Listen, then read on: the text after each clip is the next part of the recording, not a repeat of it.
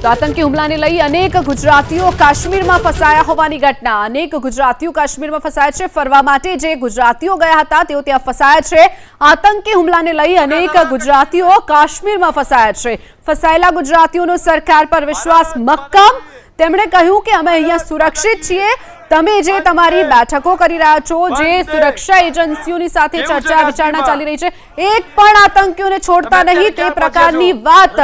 જે ગુજરાતીઓ કાશ્મીરમાં ફસાયા છે તેમણે કરી છે એક પણ જે આતંકીઓ હતા જેમણે હુમલો કર્યો છે તેમને છોડવામાં ન આવે આતંકીઓના આંખાઓને પણ વાતનું જે જડબાતોડ જવાબ છે તે આપવા માટેની વાત કરી છે પ્રવાસીઓએ અમે ગટરા હતા ત્યારે રસ્તો બંધ થઈ ગયો આપણે રામબાણ વાળો ત્યારે અમને એવું હતું કે હવે યાત્રા સફળ નહીં થાય અમારી પણ ટુરિસ્ટોના બધા સપોર્ટથી અમે ડિસિઝન લીધું કે ટેમ્પો ડ્રાઈવર લઈને પણ અમે સફળ કરીશું પ્રવાસને ત્યારબાદ અમે નીકળ્યા ત્યારે કિરકી ગલી બહુ હેવી ડેન્જર રસ્તો છે ત્યાંથી નીકળીને અમે સોનમર્ગ આવવાના હતા એના બદલે અમે શ્રીનગર પહોંચ્યા શ્રીનગર રાત્રે 10-11 વાગે પહોંચ્યા ત્યારબાદ અમે ભોજન લીધું સવારે રેડી થઈ ગયા 6 વાગે સોનમર્ગ આવવા માટે ત્યારે અમને એવા ન્યૂઝ મળ્યા કે શ્રીનગર પર કરફ્યુ લાદી દીધો છે પણ ત્યાર પછી બી આર્મી જોડે અમે ડિસ્કશન કર્યું આર્મી વાળા અમને જવાની પરવાનગી આપી અને અહીંયા અમને એકદમ ફીલ કરાય સેફ ફીલ કરાય અમને આર્મી વાળા લોકોએ અને અમે અત્યારે હાલ સોનમર્ગ પહોંચ્યા છે બધું સેફ સાઈડ છે અહીંયા